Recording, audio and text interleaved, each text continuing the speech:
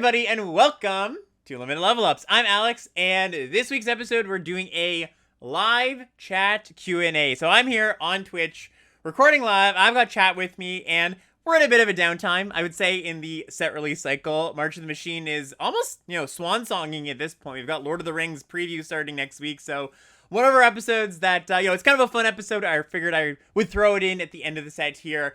Basically, the way we're going to go about this is pretty simple. For those listening, it's just going to be, pretty easy in audio form. For those watching, I've got a cool little feature here that you can see chat's comments, the ones I choose to highlight. So, as you can see, example right there. You'll be able to read the questions that I choose. For the question askers, I've mostly said, hey, keep it to about limited, to some degree, about Magic. I'm happy to answer questions about really anything, but for the sake of, a good podcast, I think we should try to keep it to strategic Magic stuff.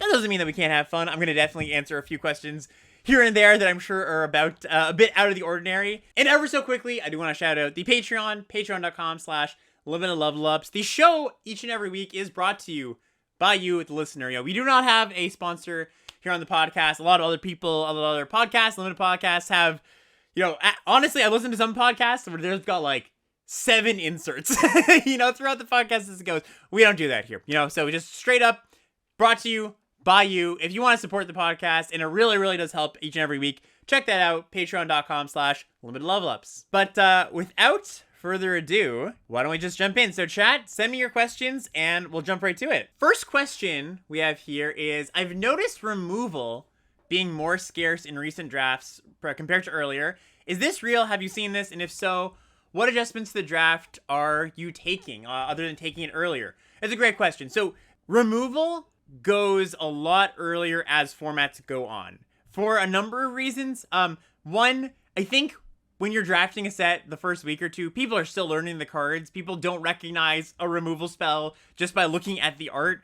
I mean, you can definitely read through all the cards and be like, oh, hey, that's a kill spell. But I think you'd be surprised how often good cards get passed to you just because people aren't familiar with the cards yet. So definitely, and this applies not just to removal spells, but to all good cards. As formats develop, it's going to get more difficult, right? As on the topic of removal specifically, what do you do when there's not a lot of it? Well, I think the average draft deck can function on relatively few removal spells, right? It's, I've talked a lot, I feel, in the last few weeks about how sometimes removal is overvalued, how sometimes you just really need it if you're a control deck. But I think most aggro to mid-range, to even like more on the controlling side, can get away with something like 5 removal spells or less and not be too worried about it. Now, if you are in that space where you end up with 4 or 5 removal spells, maybe you'd like 6 or 7 in an ideal world, then you have to be somewhat proactive, right? You need to, I guess a good way to put it is the fewer removal spells you have, the more 2-drops you want. Because if you're playing a game where you're just going, play a 2-on-2, play a 3-on-3, and then you're using your removal spells at critical moments to win a combat or, blow out a removal spell or a combat trick. You're blowing out a combat trick, or you're curving out and then you cast one key interaction spell, or you use one of your few interaction spells to deal with a real threat. Like, that's good enough in most games. So I wouldn't worry about it too much in the draft. Of course, it means prioritize it a little more. It also means, though, that hard control decks are a lot more difficult to draft as the format goes on. And March of the Machine is a really good example of that. Blue-black control, one of the best decks week 1 and 2, it's a lot worse in the last 2 weeks because look, the exact topic here, it's really hard to get 6, 7, 8 removal spells, and that's kind of what you want for a control deck. So long story short, if you don't have a lot of removal, you can't really be a control deck. Later in the format, you're not going to get as much removal, so that pushes you to more creatures, more of a proactive plan. Make sure your early game is set up so that if you draw your removal spells in the early game or in the mid game, you can then leverage them, not just to deal with every single one of your opponent's threats, but to go, hey, I've curved out, I kill a key blocker, I get in for 7, and then next turn I'm set up to kill you, or at least put myself in a very good position. Next question, how do you reduce gameplay mistakes? Is there any sort of mental checklist you go through? That's a really good question. Very broad, but I think I'll try to answer it here. So another thing I've been talking about recently is just that I think most limited players, especially most limited players that are going to be listening to a podcast, and this podcast in particular, I would say, that are looking to get better, they have more to gain in their gameplay than their draft. Right? I think a lot of people, when they don't do very well in a draft league, they go, "Oh, did I draft poorly? I thought my deck was pretty good." If you're evaluating your deck as, I think my deck is pretty good, you're probably right if you are listening to this podcast, I would say. And sure, there's going to be exceptions. Sometimes you're missing something. But gameplay is such an important part of doing well. So when you're trying to approach getting better at gameplay and noticing your own mistakes, or at least let's just start from the game, because you can approach this in two ways. You can approach it from, how do I catch myself from not making a mistake in the game? And then later you can look back and reflect on your games, like, how do I catch myself, notice the mistakes I made before and not make them again? So the in-game thing is what we're going to focus on first. When you are in-game, there's going to be critical turns, right? That you feel, hey, I have a lot of options. And this, for example, in Mom, I think this most happens around turn 4. Usually the first few turns are kind of scripted. You play your 2, you play your 3. Turn 4 is really, you have a lot of options because your opponent has played something. Maybe you want to respond to them. Maybe you want to develop your own board. And when you get to a turn with a lot of options, that is a breeding ground for more mistakes, right? Because the more options you have, the more likely it is that you're just going to make the wrong choice, right? So identify that key turn, and basically it's like, whenever you have to pause and go, hey, I could do this, this, this, or this. You have 5 things you could do. That is a really good moment to try to catch yourself, because it's likely you will make a mistake if you're not thinking about it. So when you're in that moment and you have 4 options, I would say go through all of them. And maybe you're at the point where you're not seeing all of the options. You're at that level of gameplay where you're seeing maybe 3 options and maybe there are 6 available to you. That's okay. You can only deal with what you have in front of you. You can only deal with what your brain is coming up with at the time. So however many options you have, what I would do is walk myself through each of these options and see where the end result ends up, right? So you go, well, I'm on turn 4. I could cast my removal spell, attack with my 3 creatures. They make these blocks. Do I like that? Or I could just pass the turn here, save my removal spell, not attack at all. Maybe use removal spell at the end of their turn. Maybe I have a counter spell in hand. I could keep that up too. So you walk yourself through all of these kind of mini plans. And honestly, just talking through them makes it a lot easier. It makes it, you come to the conclusion of like, oh, hey, that wasn't very good for me at all to make that play if you just say it to yourself. It's almost like you're putting yourself beside yourself and you have a second you in the room, and that second you is going, hey, do you think this is a good line? And you're explaining it to that second self, right? And if you can do that, you start to catch yourself a lot of the time, because you're gonna be, that story you're telling yourself, that you're telling your second self, it's gonna just pan out as, hey, this is my thought process. But sometimes in the act of talking about that thought process, you find a mistake, you catch a mistake. And the more you do this, I will say this about Magic gameplay, the more you kind of train this intuition, the easier it becomes in future games, because you're used to this decision-making process. So it's all about finding a decision-making process that works for you. That one I just outlined works for me, and seeing what sticks, and seeing if you can apply previous decisions to future decisions in other games, and ideally you're going to make fewer mistakes.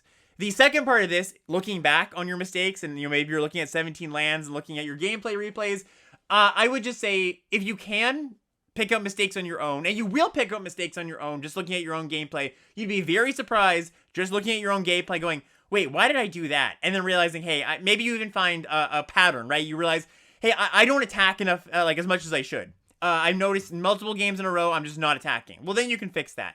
But of course, the second part is it's very hard to not pick up on the things you don't know that you're missing. That's when I, of course, always suggest posting it in a Discord, posting it if you have to go to Reddit. I don't necessarily recommend Reddit, but if you have to go to Reddit, you're not a Discord user, check that out. By the way, the Limited Level Ups Discord, it's free, it's great. That's a great place to join to get that feedback. So yeah, big topic for sure, but hopefully I touched on enough points in that little spiel that to give you something. So next question here, just a noob draft question, which I think this is actually a pretty good question. It's not a noob question in my mind. Do you have any advice how to develop your board? Let's say it's possible to put a counter on something from the Ozlith or play a creature. What do you do? And kind of a follow-up comment to that is I usually rush the board, and then I get, your opponent casts a few interaction spells or a board wipe or something.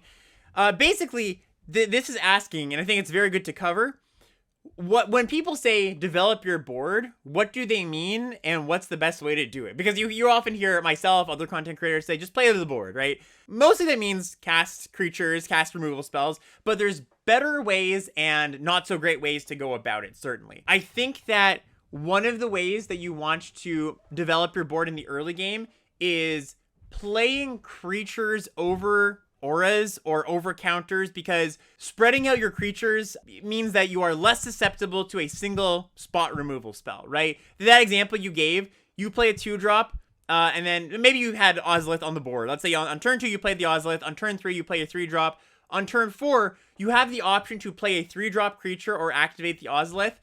Let's not even say a 3-drop, a 2-drop creature, so it's even on mana. And that's often how you're going to make a lot of your decisions, what uses the most mana. It's very tempting to activate the Ozolith, put counters on your creature so you get in a good attack, and that's fine too. And I guess, on turn 4, you could still play a 2-drop and activate Ozolith. That's great. But if you have the decision, maybe you got stuck on 3 lands, you should just play out the creature, because that Ozolith or anything that's going to give you long-term value, that's always going to stick around. That's always going to be there. What's not going to be there forever, or what's more timing specific, is playing out your creatures, because what can happen in a lot of spots is if you just load up your creatures or your counters or your auras on one creature, you give your opponent an opportunity to just blow you out, right? They just go, hey, I've loaded up my stuff, and then they kill it in response, and you're kind of out of luck. So this is kind of the idea of spreading out your threats, diversifying your threats, if you want to put it that way. The long story short here is play your creatures before augmenting your creatures, because it's less susceptible to removal. There was also the point that you made about board wipes. I don't think you should really consider playing around a board wipe most of the time. The times when I consider playing around a board wipe is when I'm already pretty ahead and I can afford to. And when I say I can afford to, it means I'm presenting enough pressure that if my opponent just has a removal spell instead of a board wipe, let's say those both things are in my head, I'm like, ooh, they could have a removal spell in hand, they could have a board wipe. Well, if they just cast a removal spell, will you still be ahead? That's how you know how to play around a board wipe. Because if they cast a removal spell, which is the more common thing they'll probably have, and then you go, okay, I was playing around the board wipe, but now they start to catch up. Well, you played around a card, the board wipe, that you didn't need to, because, hey, they were just going to be back to where they were, or they were going to be able to stabilize just by casting one removal spell. So if you have like 5 creatures on board and they have 2, maybe you can play around a board wipe. The other reason you would want to play around a board wipe is if they are just being very suspect and they're not playing anything at all. You play 3 creatures, they play none. I probably would not keep playing creatures at that point, because if they just cast a removal spell, then you're going to be still ahead, because they cast a removal spell on one of your things. You have 2 creatures versus theirs. It kind of is just about how many creatures versus that I have compared to how many creatures they have. There's some variation in that, because sometimes your creatures are way smaller than theirs and they don't meaningfully interact with theirs. But if you have good attacks, if you have good blocks, and you're way ahead, that's when you can consider not keep developing the board. Next question, this is a mom-specific one, but I think it's kind of interesting to think about. What are the most common mistakes in drafting and deck building in Dimir in this format? So Dimir is usually controlling, and anytime you have a control deck, you want to be building a control deck for a reason. And those reasons are often higher rarity cards, because when you're playing a control game, the idea is you have inevitability, you're getting to the late game, and eventually once the dust has settled, you're going to gain some sort of insurmountable advantage over your opponent. And that's the thing I think a lot of people miss, where it's like, well, I have all these removal spells, and I have these creatures, but if you're just 1-for-1ing with removal spells on your opponent's creatures all the time, heaven forbid you have to 2-for-1 in some ways, because they have like value creatures where they cast something that draws them a card and you have to cast a removal spell on that still. You're not going to pull ahead in any meaningful way. So a mistake is getting into a control deck. And you know what? I think this also applies to the kind of green mid-range decks too, where you've got like Blighted Burgeonings and your Splish Splashy. You should probably shy away from a deck like one of those kind of decks without starting with, if you don't start with a powerful card. I like moving into those kind of rampy decks or a control deck. Either one works. They both have the core goal of get to the late game somehow, or get to higher mana cards. And I'm going to cast my great cards. I think a pitfall you can fall into with control decks is well, I take a bunch of good blue and black cards, and then I don't have a way to actually close out the game. Sure, you can pick up finishers at common or uncommon sometimes, but like a Tidal Terror or a Gloomfang Mauler isn't going to be resilient enough most of the time, because you fall into the classic control deck problem of, well, I haven't been presenting a bunch of threats for most of the game, I've been answering yours, and so when I cast my 6/6, it's probably just going to die because you haven't had to use removal on any of my creatures just yet. So that's a pretty common thing that people run into. Again, the same thing applies for those like ramp decks. If you're not presenting threats early and your late game bomb is not an insurmountable advantage kind of bomb, like a Breach the Multiverse, you're gonna have some problems. I would also say another issue that people run into when drafting blue-black or most control decks is not respecting the cheap cards enough. I think this is kind of something that most experienced players have come to realize or have come to internalize. But when you're drafting a control deck, you still need to keep pace, right? You still need to make sure you're playing enough cheap cards. I think that your early game can be creatures, it can be removal spells, it could be either of them, really. It doesn't matter that much, as long as you're interacting, because control doesn't, I mean, it's going to play more expensive cards on average, but it's not going to play all expensive cards. You still need to have a reasonable curve of enough things to do before turn 3. I guess a more subtle thing that I would say when drafting a control deck is you want to really ask yourself how your cards are playing out. Like, I talked a little bit about this last week, about really thinking about what each turn is looking like with your given cards, because that might impact the strength or how the cards are actually going to play out. For example, if you early on take a bunch of counter spells and your way of defending early is playing a bunch of cheap Death Touchers, you're going to run into some problems there, because you're going to need to tap out, play your Aetherblade Agent on turn 2, not be able to hold up your Assimilate Essence, and that's going to keep on going. You're going to be playing catch up forever and then be left with counter spells in hand. So counter spells play better with other instants, of course, with other removal spells, rather than having, a bunch of your early game be Death Touch creatures and then hoping to counter their late game stuff. I mean, that can certainly happen. That can certainly be something you fall backwards into, or it's a necessity sometimes. You can't always get the perfect deck. But sometimes when control decks play out poorly, it's because they are spending mana in-game in a way that doesn't... It anti-synergizes with a lot of their spells, right? Control decks are like kind of prescriptive in how they're allowed to spend their mana, because they have to follow what the other deck is doing. Your opponent plays a threat, you can't just go, okay, I'll play whatever, like you could in some other deck. You need to react to that thing. And if the way that you're reacting locks you into a certain play pattern, it's going to give you some trouble. All right, another format-specific one, but it's a pretty good one.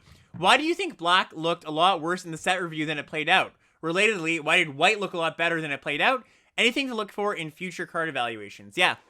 So, I guess this is referring to before the set came out, me and Mark Anderson, we did our set review, and we kind of said black was the worst color. And this is all, whenever somebody does a set review, it's all conjecture. We were trying to be informed, of course, but nobody's going to get a set right 100% the first time they look at it. And, to pat ourselves on the back, I think if you look back, we did get a lot of stuff right about this set. But one of the things we got wrong, for sure, is that black ended up playing out a lot better than we anticipated it playing out. I think one of the reasons is that we underrated a few key cards. One of them being Unsealed and Necropolis. Not to say that we thought this was a bad card, and this is the mill 3, bring 2 things back from the graveyard. But it plays a more key role in the decks than I think we might have imagined. Part of this is because this is a set with a lot of really good rares, and I think we even noted this, and it's interesting because all of the things I'm about to say that we got wrong, quote unquote, we mentioned them by name, and we called out the specifics in the philosophy of why, for example, Unsealed Necropolis would be good, and that is a lot of high rarity cards, good things to get back. But I think we underrated the magnitude of how good it would have been. How good getting back 2 good creatures is. Because, we've had that effect sometimes before, and it's kind of mid sometimes. Sometimes it's, better than others. But in a set where there's a lot of awesome, excellent creatures, it does get a lot better. Another few things, I don't know exactly... I have to go back and look at the key points, but I'm sure what ended up happening of why we underrated it is kind of derivative of what I was just talking about. It's not so much that we missed on the philosophy of the cards and what the cards were doing. It's that we missed on the magnitude of how good they would be in the context of the format. And I think that's the easiest trap to fall into when you're evaluating cards early on, is exactly the magnitude of what they're trying to do and the effects of what they're going to do. You can make this, the other way works too. You can be like, oh, look, this card looks so good, but then in practice, that good thing that it's doing actually doesn't pan out. An example I would give is in Phyrexia All Be One. There's the 2/2 first striker in whites. It was like one in a white 2/2 first striker when it attacks, toxic 1. Well, that's like a pretty good aggressive stat line. But then the way it played out was, well, you know, enough things blocked that reasonably well. And yes, a 2-mana first striker is pretty good, but it's not so good in a set where, you know, the 3-mana creatures presented good blocks in that card a lot of the time. So it's a lot about you're looking at a card in a vacuum, and that's, you know, you have to look at a card in a vacuum to some extent, right? You can't just be like analyzing the whole set and pretending how it's going to play out, right? Otherwise, you're going to come to incorrect conclusions.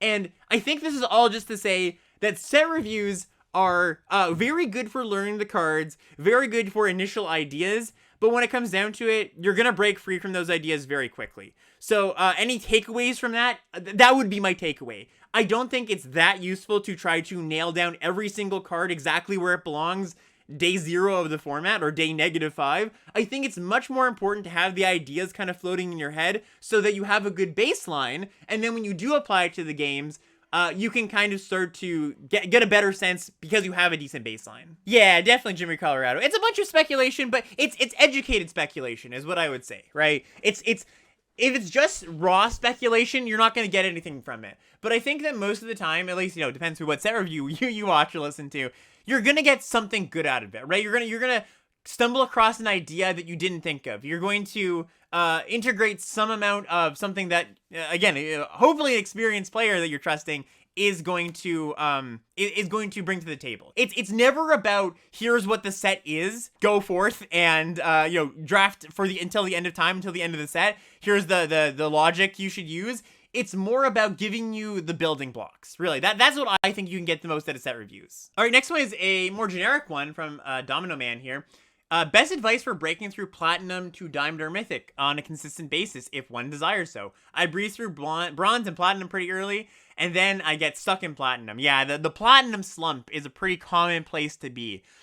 So I think Bronze, Silver, and Gold are all fairly similar in skill level, players you will face. And certainly there's some variation in there, but most of the time when you're in Platinum, or in Bronze, Silver, and Gold, you get out of it easy if you're somebody who's paying attention to the good cards in the set, because I think a lot of the time the reason people get stuck in Silver, Bronze, and Gold is because there's critical misevaluations either in cards in the set or in like how you're building your deck. That's going to be like the biggest problem for those beginning tiers. Once you get to Platinum, it does get harder just by virtue of how the game works, because no longer do you go up 2 rungs on the ranking ladder for each win, you go up by 1, right? So that is another natural thing. But I also think it's in tandem with the fact that once you get to Platinum, you're now drafting with people who know how to deck build and know what the good cards are. Sorry, I should specify. You're always drafting with everybody. It doesn't, when you get into a draft on an arena, you're always drafting with just the entire player base. It doesn't segregate based on what rank you are, but the people you play against are going to be drafting at a higher level, deck building at a better level. And when that is true, you have to look at where is the edge you're gaining, right? And that is true. Like, that's just true for any competition, any Magic. Like, if you're going to be better than somebody else, and it's not just luck, then you need to be doing something better than they are. And the thing, once you get to Platinum, that's so important, I'm gonna harp on it again, of course, and I'm sure you're thinking about it, is gameplay. And so, if you are in Platinum, I would actually probably say you've got, stuck in Platinum, you've probably got some of the residual card evaluation and deck building fundamental errors in there still, because I think the true gameplay really matters starts in Diamond, I would say. But in Platinum, gameplay starts to matter a lot, and you can get over some of those card evaluation and deck building mistakes with good gameplay. And so how do you get better at good gameplay? Well, that's kind of what this podcast is all about, what I try to focus on in limited level ups, right? I've done quite a few episodes in the past little while, but just to do the quick spark notes of that, you know, you're reviewing your gameplays on 17 lands, you're really focusing on your games when you're playing them, devoting all your attention. You're showing them to a friend, showing your game logs to somebody on Discord. That's the process of getting better. I mean, look, you can do the grind and grind and grind and grind method of getting better, and that's what I did. I didn't have Discord and all these kind of foundational places you can go to get the opinion of good players. I just did trial by fire, making mistake after mistake after mistake. That's the way you can do it too. It's very time consuming and resource consuming. I wouldn't recommend it, but it really does come down to gameplay at those higher levels. Okay, back to a mom-specific one. Do you think Halo Hopper is a really fundamental piece in the aggro deck? So, Halo Hopper is the 3-mana Convoke Frog, the Pog Frog as they call it, 3-mana Convoke 3/2. Fundamental? No, I don't think so. Good? Yes. So when I hear fundamental, I hear this is the core of the deck.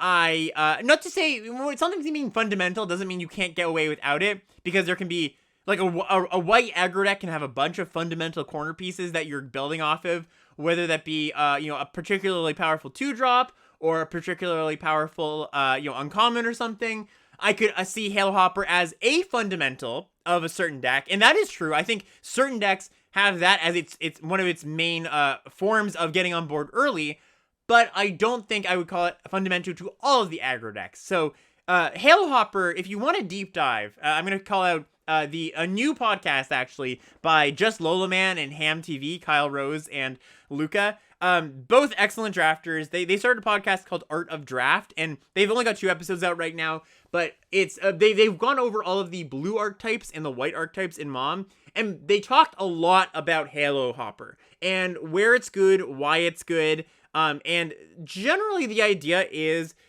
Halo Hopper lets you have extremely good tempo turns. It lets you get on board one creature sooner than the opponent. You give up a little bit of damage by needing to tap an attacker, but sometimes you don't even. Sometimes you just, like, play something else, Halo Hopper Convoke, those things you just played, like, they couldn't attack anyway, so you're not giving up damage. It also is quite good when you have 1-drops, when you've got the dog, the Tarkir Dune Shaper, or even, like, Enduring Bond Warden, the creature, the backup creature that puts its counters on something else. Those cards aren't phenomenal, but they can be reasonable role players in decks that have Halo Hoppers. So if you've got a lot of 1-drops, if you've got some token makers, if you just have, no, it doesn't have to be 1-drops, if you just have a lot of 2-drops, Halo Hopper is a good tool for being explosive, is kind of the way I would put it. Getting on board a lot earlier than your opponent. And that is a way that an aggro deck wins. I mean, that is the way aggro decks wins. They're more explosive, they're more efficient than the opponent. So it's a tool. Fundamental, not so much. All right, another kind of evergreen question here. How do you decide how many lands to play? A lot of it has to do with your mana curve, but does ramp in your deck account for land count? Yeah, so I talked a little bit about this week when I was talking about the fundamentals of deck building, but I think it's good to go over how it relates to other mana sources in your deck as well. So, just to cover this if you didn't catch last week, 17 is the gold standard. Even in best of one, I believe that people play 16 a little bit too often. 17 lands is good for many, many reasons. And one of the reasons I don't like going to 16 is because 17 lands helps you hit your land drops up to 1, 2, 3, 4 pretty reliably, and 5 of course, and 6, and as you go on, you'll want to add more mana sources if you really want to get to 5 and 6 and 7 mana. But if you're just trying to get to 4 mana in most games, 17 lands is really good for doing that.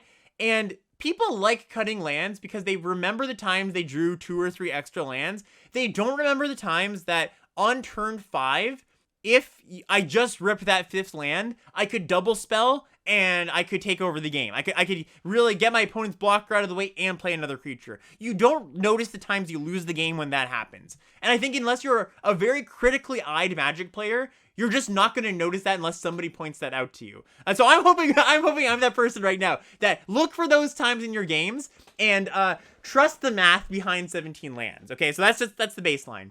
You want to play 16 lands when your curve is very low, but like I mentioned last week too, look for not just your curve, but also where you're putting mana. Like if you have a bunch of mana sinks, and mana sinks could be, in this format, the Flip Phyrexians, stuff like the Marshal, the Night Lord that taps things down. Just things to do with your mana after you've emptied your opening hand.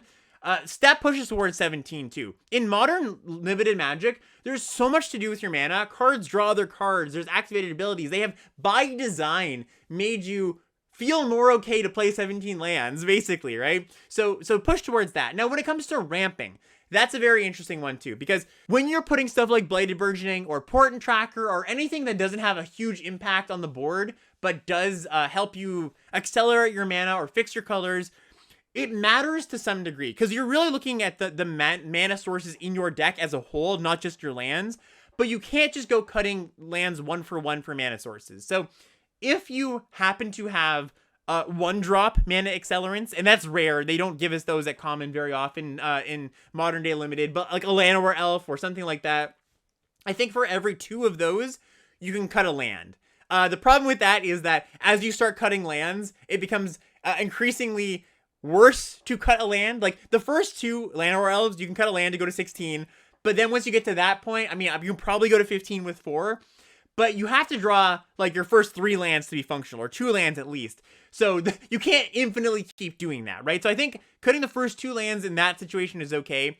Once you get to like 2 mana and 3 mana accelerants, that becomes a bigger problem when you start talking about cutting lands, because the entry point to playing a game of Magic when you've got 1 mana dorks is just you draw your first land or your first 2 lands or whatever.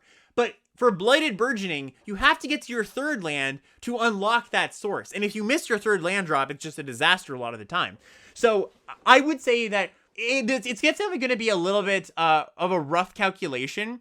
But I do play 16 lands in my decks that have stuff like Portent Tracker, stuff like Blighted Burgeoning. If you've got, I don't know, I would say like 5 additional mana sources in your deck. Like I'm talking 2 Burgeonings, 2 Portent Trackers. You can go to 16 there. Maybe a Land Cycler counts. One thing that I would really try to hammer home, though, is that yes, Burgeoning ramps you, and yes, Portent Tracker ramps you, but it is so much worse to rely on those to quote-unquote make your land drops than just play your land drops. Like, then just draw a land and play a land. Sam Black actually had this thing, and he was talking about Commander, and this applies to Limited too, where people like to cut lands in Commander in lieu of mana rocks, right? Like, in most Commander decks, like you should be playing like 37 lands or something like that. Not to get into Commander deck building specifics, maybe that's for another podcast. But you'll often see people cut lands from their Commander decks because they're like, oh, I've got mana rocks, those count, right? Like, I mean, the logic kind of sort of makes sense. They're like, oh, I'm cutting a mana source from my deck because I have these other mana sources, and the mana rocks are there to ramp, right? They're like 2 mana accelerants. So they're like, well, I don't need lands as badly. But you really do have a tough time interacting in the way you want to in the early game if your early game is playing an accelerant rather than just hitting your land drop naturally, because hitting your land drop naturally allows you to do other things with your mana. So, and that's why you really want to not skimp on too many lands, because yes, you have those mana sources in your deck, but it's so much worse if on turn 3 you have to play a mana accelerant rather than just play a 3-drop, because you really want to play your 4-drop next turn. So really internalize that. I think that helps when you're considering how many lands you want. All right, another generic question here. Can you comment on the best places to go on autopilot during draft, maybe during gameplay, aka Alex's tips for mental shortcuts? Okay, so usually the question is, how do I not autopilot, right? But the question here is, where should I autopilot? Because I think autopilot, or using your intuition, however you want to frame it, is important. You can't be on, quote unquote, all of the time in every single one of your games of Magic. The more you play, the more experienced you are, the more you can trust your autopilot in a lot of ways, right? Because it'll be right a lot of the time. If you're kind of an intermediate player, your autopilot is probably going to be wrong more often than you would like to. So what I would say is this is going to be different for every player, but kind of identify where your strengths are as a Magic player. Are you very good at intuitively knowing combat math? Are you very good at intuitively knowing when you should start attacking? Are you very good at playing out your early turns? Are you very good at complex board states? I mean, it's a hard thing to be good at, but do a little bit of self-reflection, because I can't tell you, you asked for Alex's checklist. I can't tell you where your intuition is going to be most trustworthy, right? I can only tell you where my intuition is going to be the most trustworthy. My intuition is the most trustworthy, I think, in my early turns. I think I play out my first 3 turns I often call them like scripted turns, because there's not too many decisions, and for what it's worth, these are kind of the easier turns because you have fewer decisions to make. But the early turns, I think for a lot of people, are going to be the ones where you can autopilot a little bit. I would caution against that in some spots, because in aggro formats, in formats like Phyrexia All Will Be One, your early turns can really project how the rest of the game is going to go. And if you play the wrong 2-drop, that might have profound effects as the game goes on. But in a format like March of the Machine, I think you can autopilot early on. I would say the opposite of this to kind of answer the question of where you shouldn't autopilot. Anytime where you get a little bit, your brain gets a little bit fuzzy. You get that little tingling. You know when you learn something, you read something for the first time, maybe you're reading a textbook, a Wikipedia article. I don't know if you've heard this before, but the process of learning, it hurts us. It actually hurts our brain. It triggers a lot of the same responses as a physical injury. Because it's almost like growing a muscle. You're flexing it, you're breaking those the cells, and they're reforming new cells, right? It's the same thing with learning something. It's the same thing with approaching a difficult situation in Magic. Anytime you're like, ugh, this is tough, that's the time to tune in. That's the time to put the Ash Ketchum hat on, flip it backwards, and go, I'm really going to think about it right now. So it really comes down to autopilot the stuff you're good at. Don't autopilot the stuff that you're not good at, because that's when you can actually invest some mental energy and come to more correct conclusions because you're thinking it through. All right, next question here. What would you recommend in the case of starting a draft and you see an interesting rare or mythic and try to build around it as a core, and then a lot of cards come to you at completely different colors? Should you just try to stick on your first plan or and take just generically good cards, or should you keep trying to build around that rare? Okay, well, I think in general, you should probably listen to what the draft is telling you. That's definitely, there's an asterisk there because, good draft, you'll hear good drafters talk about drafting with preferences, drafting, a deck that they feel like they have success with, one of the better decks in the format. It all comes with some amount of push and pull. So I'm not going to necessarily answer this question of how should you approach draft in general, because I think it's a bit too broad, and I've definitely covered it before. But let's just talk about you find an interesting rare. Well, when it's interesting, are we talking about it's a rare that you need to pick up a lot of key parts? Let's say City on Fire. That might be a good one. The 8 mana triple all your damage enchantment, right? You want to pick up like token makers, Ral's reinforcements, things to convoke that thing out early. Well, should you first pick that? Probably not, because while it's a pretty powerful effect, it requires a lot to go right in your draft to have a good City on Fire deck. I would say you need 4 Ral's reinforcements, a lot of token makers to make that card quite good. I think the question you want to ask yourself when you have a weird build around is, how likely is it for this build around to pay off? And that's asking yourself 2 questions, really. What do I need for this to actually function in my deck? And I know I gave you an example of City on Fire there. How easy is it to pick up 4 Ral's reinforcements? Not insanely hard, but it's also not trivial. And I think you need more parts than just that. And then the second question you're asking is, how good is that payoff when I actually get to it? Well, City on Fire is a pretty good payoff, but it's not like I win the game on the spot. There's still, your opponent can still definitely have some counterplay to that. So if it's a weird build around that doesn't require a lot for you to go right, and also the payoff is very good, you can start building around it. The problem with any build around is if you have a deck that needs specific parts and you draw them in a specific order, then you also need ways to find those quote unquote combo pieces. And this is why I talked a little bit about this last week, but this is why equipment synergies don't generally work out that well, because when you're playing that City on Fire deck, you're likely blue-red, and you likely have card draw, and you can likely see a bunch of cards, and your synergies will come together because you're seeing more cards. And when you have a weird build around, you want to be seeing as many cards as possible so that your synergies do come together. If you're playing a red-white aggro deck that has a quote-unquote synergy or combo with equipment, you're trying to assemble Rayav plus an equipment. Okay, that's a fine thing to do.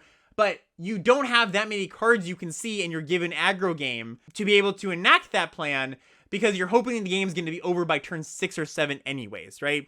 So ask yourself, how much do I actually have to pick up to make this build around work? Ask yourself, is it a very good thing to do if I meet the requirements for making this build around?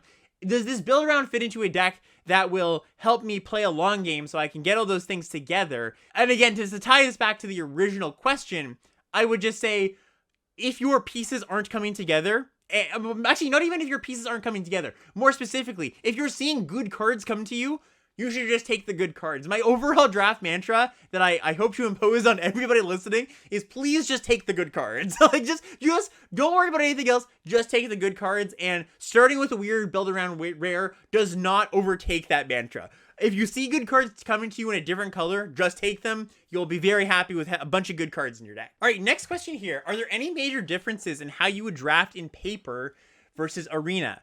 Yeah, so I think this comes down to the baselines of what you expect to see in a given arena draft. And I've talked about this before, but I think it's something that not a lot of players kind of internalize, especially because, you know, you'll see screenshots of, like, I don't know, 4th pick or 5th pick preening champion, let's say, and people will be like, how did this happen? Like, how did this possibly happen to me? Well, it happened to you because the vast majority of drafters in your draft pods will be relatively inexperienced, relatively uninvested, maybe just rare drafting to fill out their collection. I would say at a given draft table, especially in the first week or two of the format, you're gonna draft with 6 or 7 other people at the table that aren't going to be as in the know about a format as you will be. And as the format goes on, those people dissipate. You know, the casuals stop. The set isn't brand new and shiny anymore, and so they're like, okay, I'll go do something else. Or they've collected enough rares, or, you know, they've drafted it a few times, and they're like, okay, that was fun, but I'm not into drafting this set 20 times. You know, and so your draft tables will still they'll start to get harder, but even mid-season, I would say most tables have about a 50-50 split of inexperienced and experienced drafters. And this is like, when I say inexperienced, I'm not talking about, like, you know, somebody who's like maybe not they draft, they listen to podcasts, but not the best. I'm talking about they've never listened to a podcast in their life. They've never watched draft content. If they do, it's strictly entertainment value. They're not trying to really level up their game or anything. There's going to be a lot of drafters like that in your pods. Now, why I say this is because sets a baseline for what you should expect in an arena draft pod. And what that means for you is I am more likely going to try to quote unquote lean towards more a better use of you know, better adjective, I would say, lean towards the best decks, because you can bully your way into the best decks because other people won't be fighting you as often for it.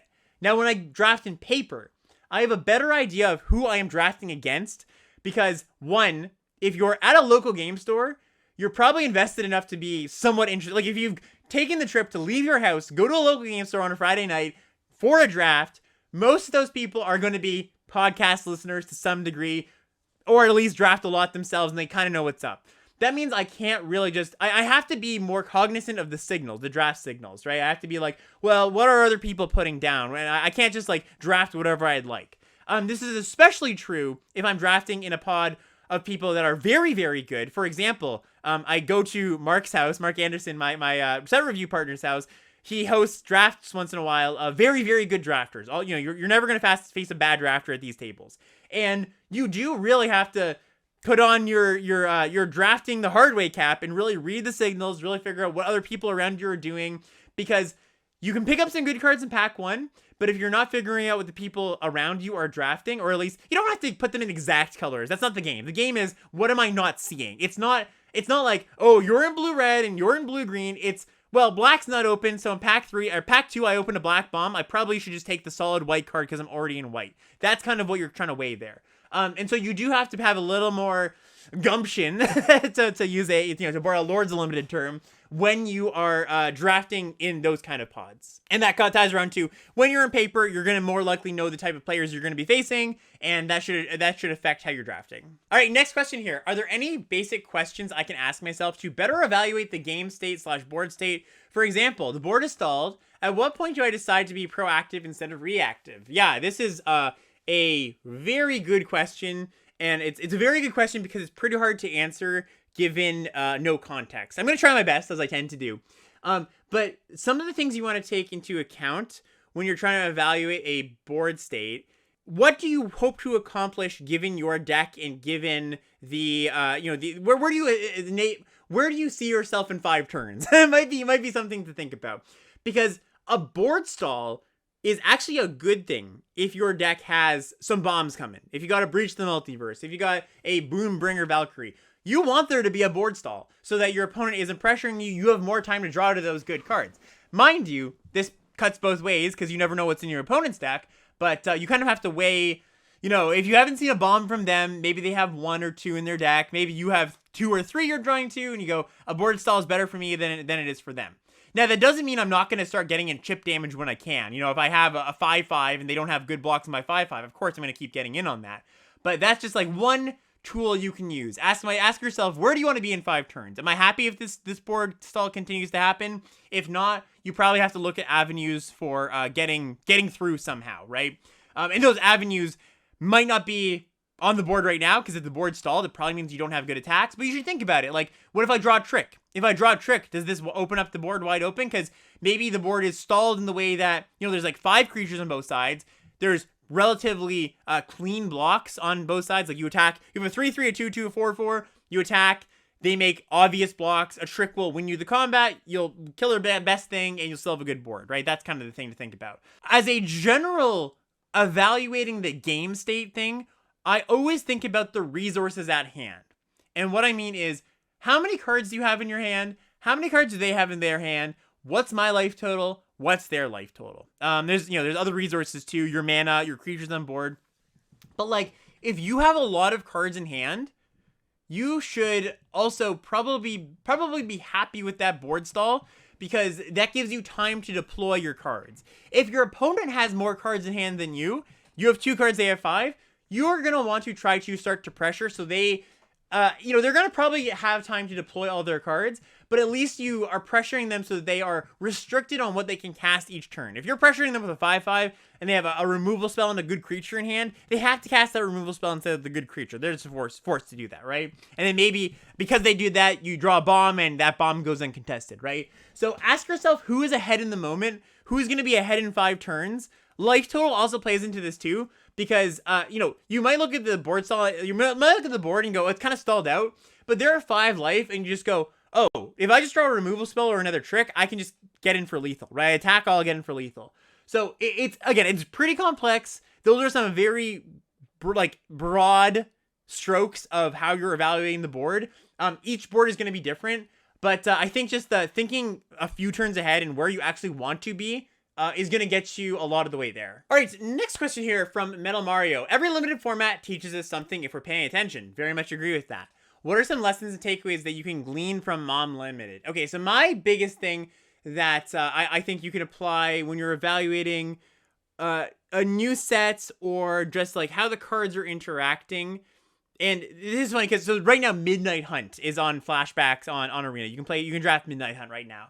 And Midnight Hunt and Mom are very similar in a lot of ways. Some ways that are related, some ways that aren't related to each other. One thing I was noting is like color strength in Midnight Hunt and Mom are they mirror each other in a lot of ways. Blue and black are great. Then you have like a middle color that's pretty good. That's green in Mom and white in Midnight Hunt. And then red's not so good in both those sets. But another way that Midnight Hunt mirrors Mom is the removal in both those sets are very, very strong. Very good, very prevalent. There's quite a bit of it, and it's all cheap stuff, and a lot of it's instant speed stuff.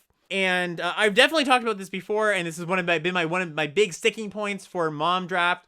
But really be careful about how you're evaluating 4 and 5 mana cards. And I'm starting to sound like a broken record at this point in Mom, I'm sure. But one of the things that you'll just see across the board in both formats is that you can have a 4 mana, 5 mana card that looks pretty good. It's a pretty beefy thing. A werewolf in Midnight Hunt, good werewolves. But it doesn't have an enter the battlefield effect. And so what happens is you play your 5-drop and they cast a 3 mana removal spell, and you're out of luck because that's a very bad exchange on tempo. And the more, draft formats over the past 10 years have definitely started to lean more towards tempo blowouts being very bad for you, and less away from card advantage. Your opponent draws 3 cards in an older draft format. That was like, wow, how do I ever come back from that? That's not how games play out these days. The cards are more pushed. The cheap cards are more pushed, so you can trend towards ending the game rather than prolonging it forever.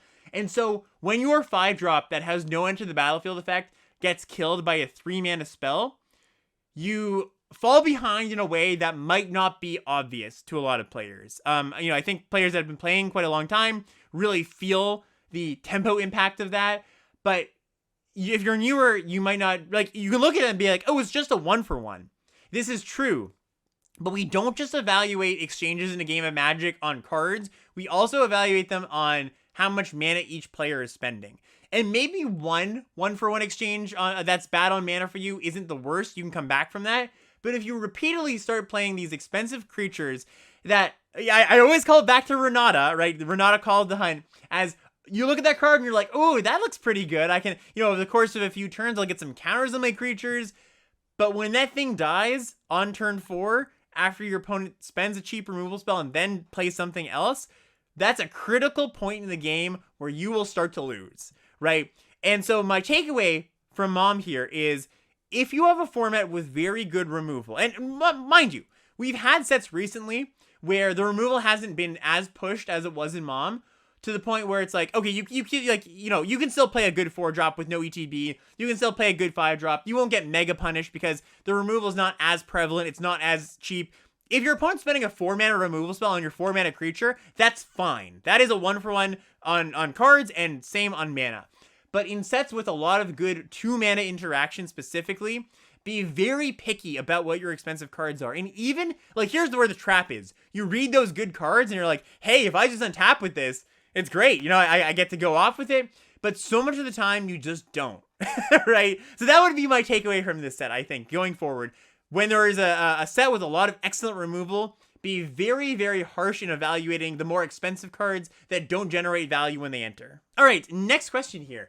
Any advice on how to self-evaluate and determine if it's my drafting, deck building, gameplay, or luck that's causing me to lose with a deck to fail, or lose with a deck that I expected to do well? Well, I can say it's not luck. I can't say every single one of your games isn't luck.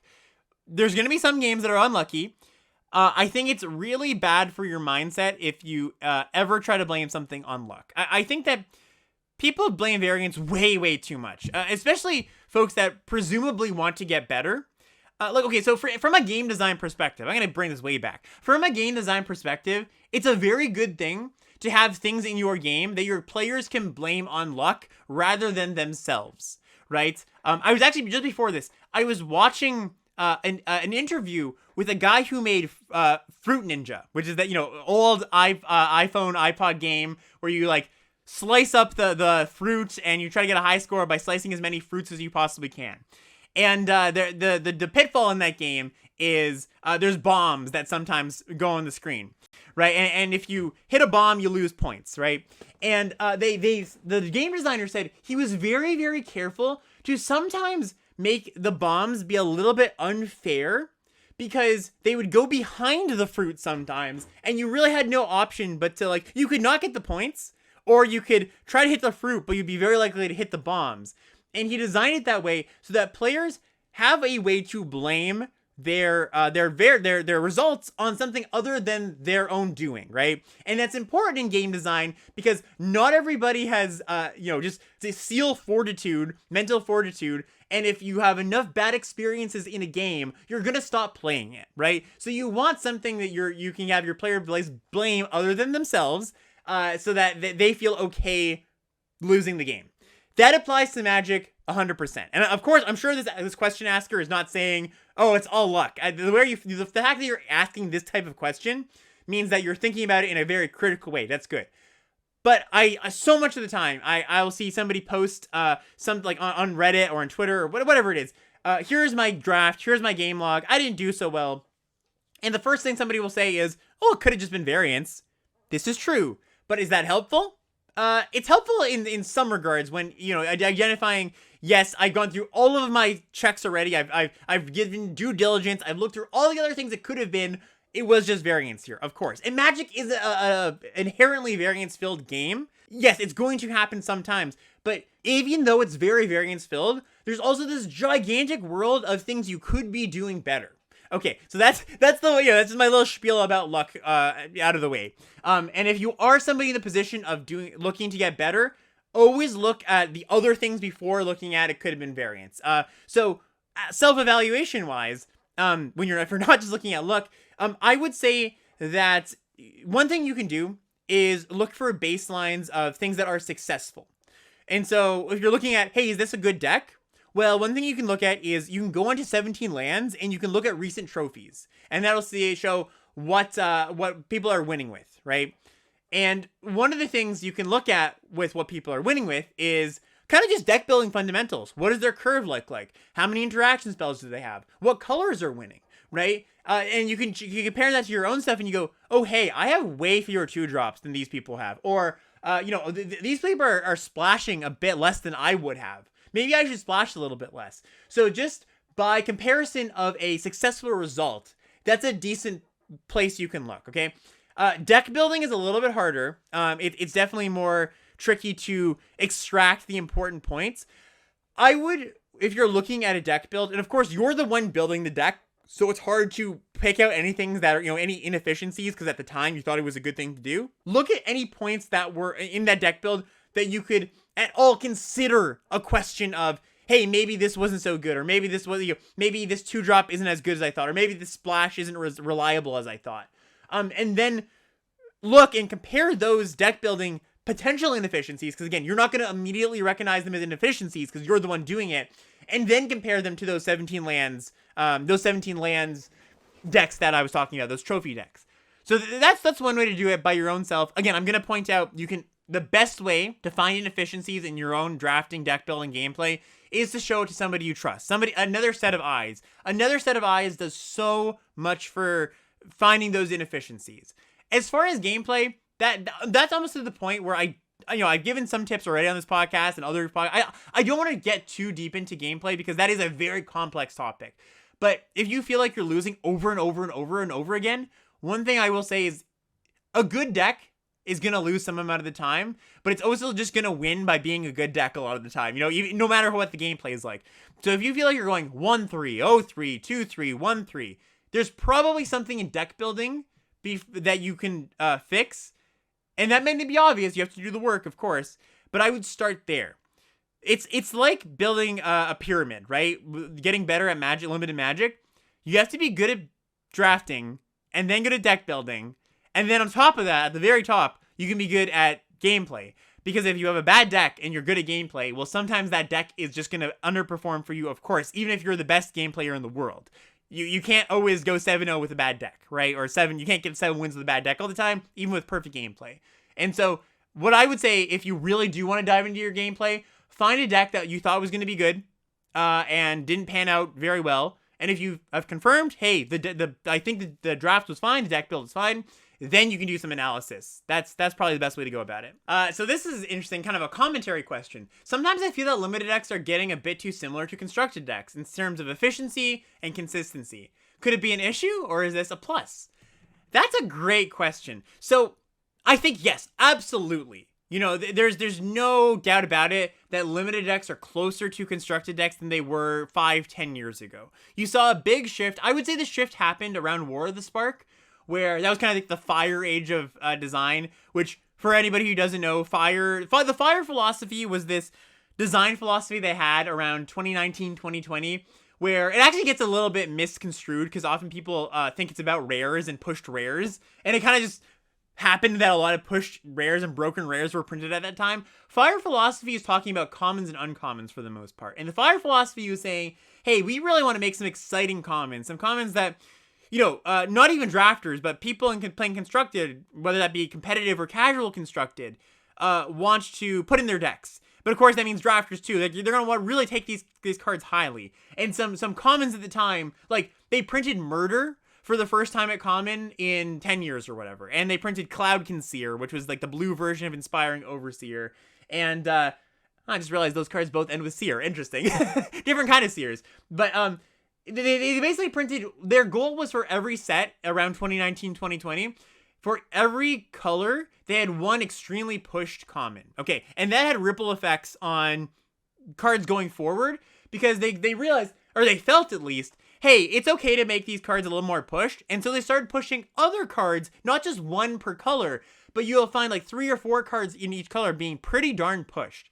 And that just means when there are more powerful cards running around, things get pushed, right? Things get put in, not the cards themselves, but the games get pushed to, you're forced to be more efficient. You're forced to be more streamlined. You're forced to get on board a little bit earlier, right? And I'm sure that's a fact that a lot of people that have played for 5-10 years have felt. So yes, definitely, I think there's no doubt about that. Also, they've tuned archetypes to be a bit more sometimes like prescriptive isn't quite the right word, because I think a well-designed set doesn't have its themes being too prescriptive.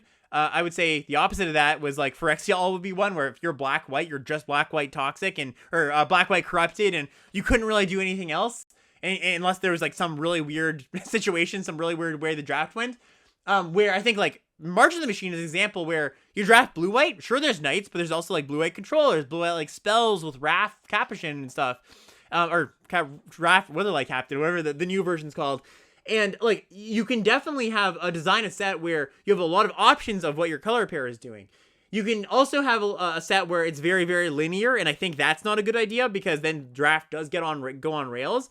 As far as like game length goes, or how much this pushes formats to be faster or pushes you to be more efficient, I would almost just say like it forces you to be a better deck builder or a better drafter.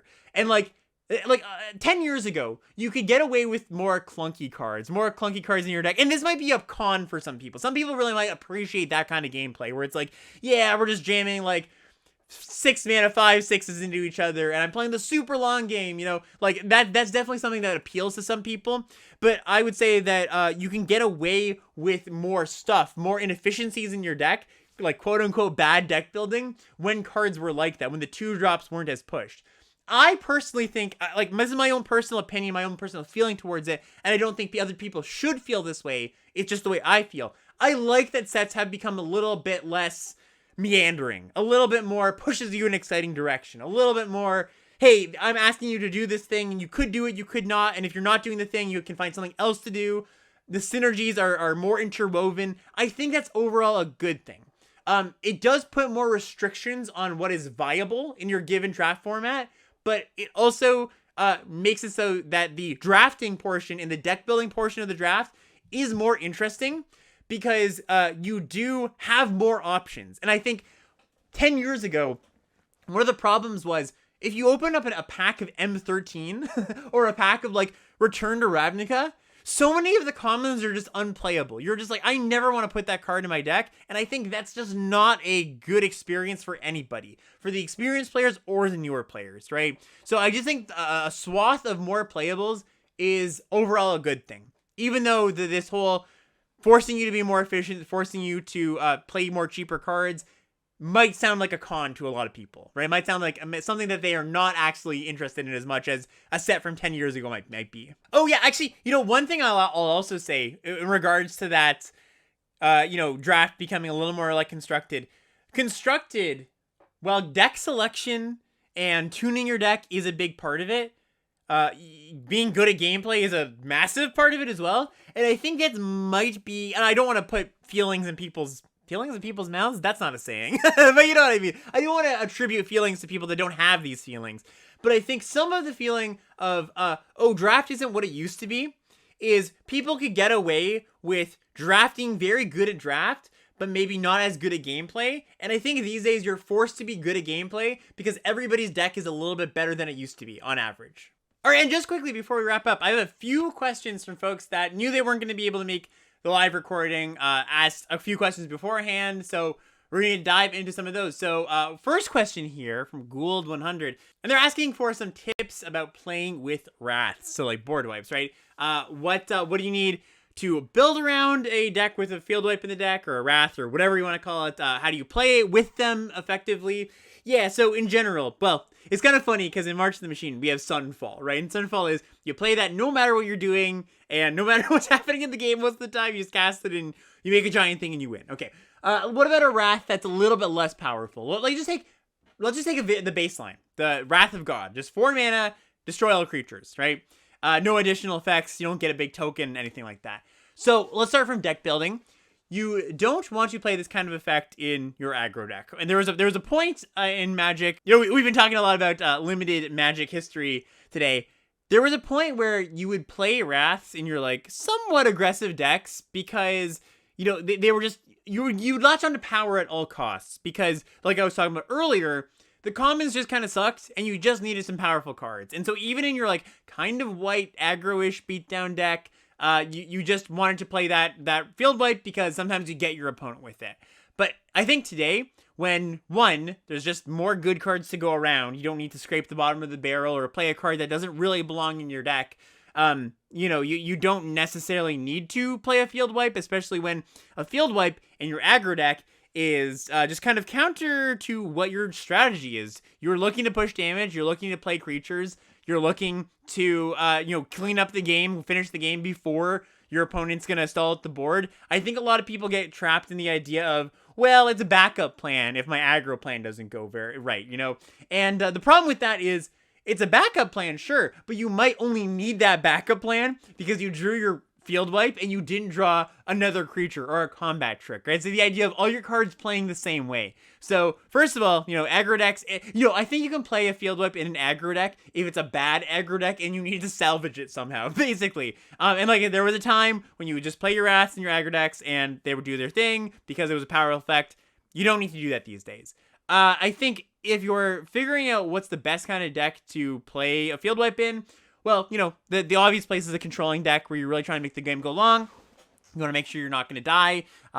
Card draw is going to be good with any kind of high power card, just so you can find it more often. I think that you don't need to play, as much as I was just saying, you don't want to be wiping your own creatures, and this is true.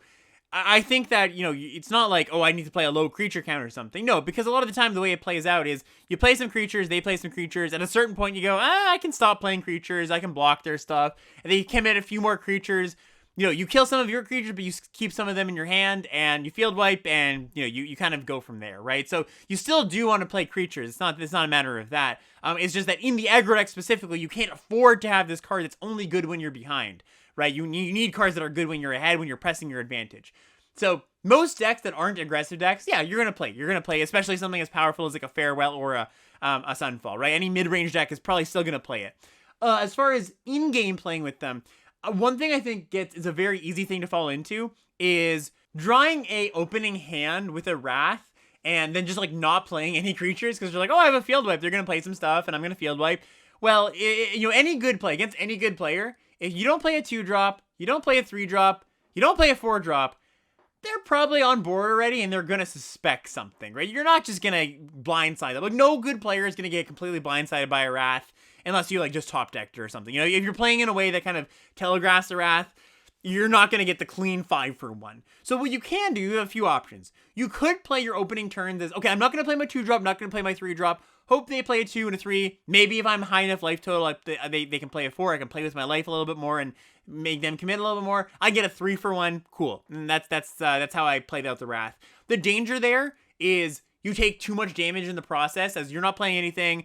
You're letting their creature, their 2-drop and their 3-drop and maybe their 4-drop hit you.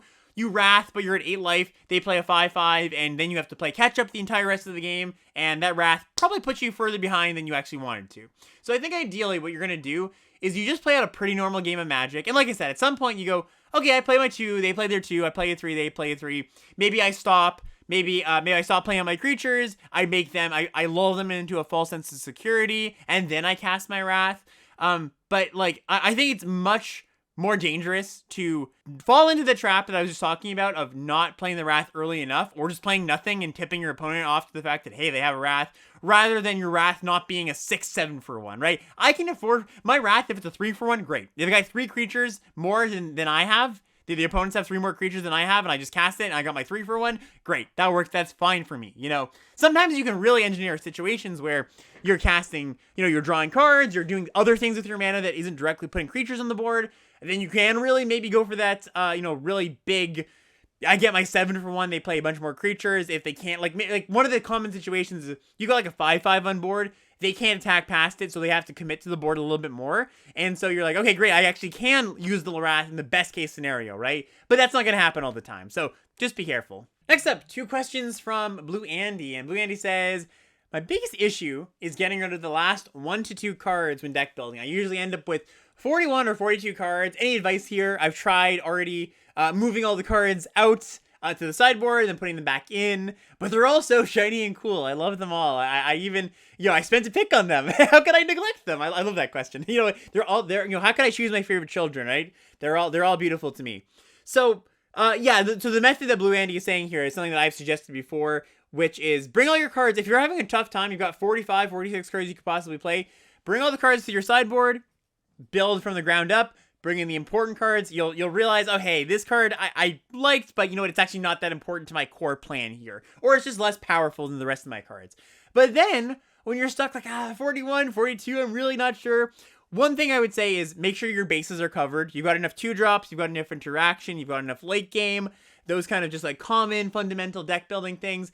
And then past that, it's kind of a cop-out almost. It sounds like a cop-out to say, but it doesn't matter that much.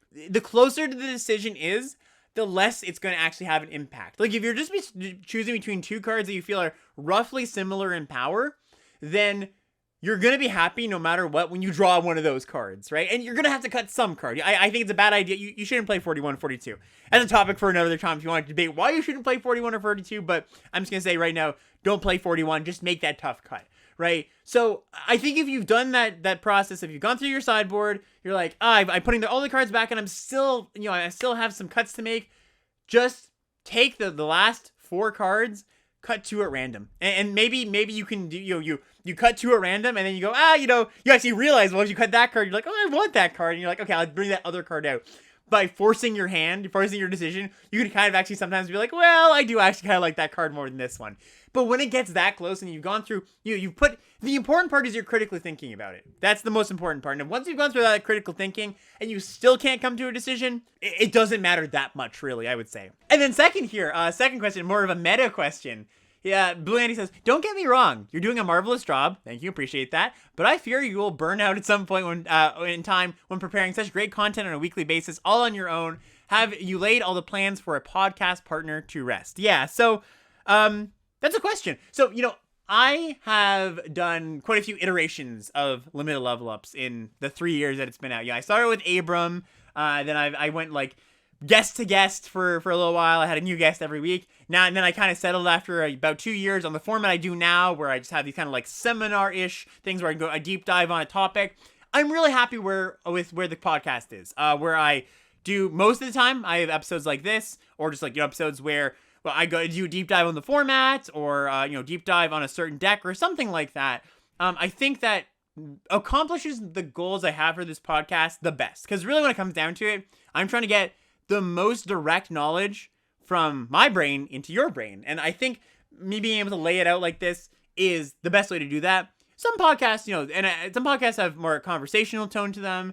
And, part of this is I hope that part of how I'm expressing things is kind of a conversational tone to you, the listener, right? Some people really appreciate 2 podcast people at the same time and just talking and, kind of having some conversations. Totally respect that. And I think that's a very, it's a good way, clearly it's a successful way to do a podcast. But it doesn't really accomplish my goals as much as I would like them to. The other thing is I do have guests on once in a while, and I think whenever somebody has something to bring to the table, I love hearing their opinion because they do a good job of expressing what they've been having success with or illustrating a point better than I could because they have different experiences than I do. As far as burnout goes, I think I'm very lucky in a lot of ways. I think I'm pretty burnout resistant. I don't think the things that I like to do in life, I really like to do, and I really put my all into it. I'm just one of those kind of people where if I find something I like, this is what happened with Magic, right? I found out, hey, I like this game, I want to learn everything about it. And I'm not going to say I can never burn out, certainly, but right now I'm not close. I'm really not close. I love doing this. I love Magic a ton. I say I'm very lucky, not because I'm just resilient to burnout, but because I found the perfect mix of the things I like in life in this podcast or in content creation. Because for those who don't know, I went to school for being a music teacher, and I also really like Magic. Those are I like helping people out and teaching people, and I love Magic. And what a great way to marry those two by making content. And so I'm kind of fulfilling everything I would want from doing something productive in my life. I'm sure, somewhere down the line, I'm going to be, maybe I'm not going to be doing this for my entire life. I'm sure I'm not going to. But for now and for the foreseeable future, I still feel like I have a lot to share. And I feel like as long as people are interested in listening, I love that feedback of being like, hey, I will say one thing. If you want to support your favorite content creators, your favorite podcasters, whatever it is, every podcaster, every content creator super appreciates just being like, hey, I really liked that. And so the YouTube comments, I love reading them so much because especially on this channel, people are very supportive and they're very, they're very nice. I have to say, They're very good at giving feedback, positive feedback or negative feedback, or, constructive feedback when that's appropriate. But for the most part, I just have to give a big thank you to the community, because you really do, are very kind to me. I think as a content creator, I've seen how some people get treated in the content creation world, and I also feel lucky to not be in that kind of spot. Partially, I think it's part of the community I've cultivated, but also, I think that I'm very lucky at the same time. So just the mix of me loving what I'm doing, getting it being fulfilling, and getting that positive feedback from the community members, I'll be around for a good little while, I'm sure. Let's call it a day from there. Thank you, everybody, for hanging out, asking questions. Really fantastic questions, by the way. I've done these Q&As a few times, and there's always... one of the reasons I do these Q&As is because as a content creator, and especially one who does most of his stuff alone, I don't have a podcast partner. I have guests on sometimes, but when I'm planning content, it's very much, I reach out to the community a lot of times in my Discord and be like, hey, what do you want to hear this week? Because I could lay out almost like a curriculum of sorts, but without that feedback of what was really useful to people, what good is the content? If it's not serving the people who are listening and watching, then what's the point of it? And so these Q&As give you an opportunity to directly ask you, hey, what do you want to know? And my goal as a content creator is really just to help people enjoy this game more than they already are. I mean, hopefully you're enjoying it now, but winning is always going to help you enjoy it more. If you either you enjoy it more from a I'm just winning more perspective, or you understand the game better. I feel like I've put in so many hours into this game, and I want to somehow share the collective knowledge that I've learned. And it's not from me just grinding. It's on the shoulders of giants like Limited Resources and all the folks that have been putting out limited content over the years. I'm just somebody who has happened to play a lot of Magic in my life, being able to dedicate a lot of time to it, and I would like to, you essentially be able to have people use me as some sort of a library or resource. So these Q&A episodes, I think, do help do that. So thank you so much for asking those questions. Anyways, thank you so much. Like I mentioned at the top of the show, we're going to be moving into Lord of the Rings season soon. And for those who don't know, Lord of the Rings is the summer draft set on Arena. You're going to be drafting, it's going to be draftable. It's not going to be alchemized in any way. So previews start for that next week. I think it comes online in probably 2 weeks or so. You're going to be able to play it on Arena. So as always, stay tuned for that, because we're going to be ramping up the content, putting out our set overviews. Oh, one thing I do want to mention, actually, last time for Margin Machine, I didn't get around to putting a set overview out, which is the, before the set review, I kind of do a general, or maybe sometime after the set review, a general, hey, if you didn't want to listen to the full 6-hour set review, here is the gist of everything. People really missed that, so I will be doing that again this time around. I don't want to, I skipped out on it because the schedule just didn't line up, basically. I'll be doing the set overview this time around as well, so look forward to that if you're into that. Alright, so everybody, thank you so much for hanging out, and we'll see you next time. Bye, everybody.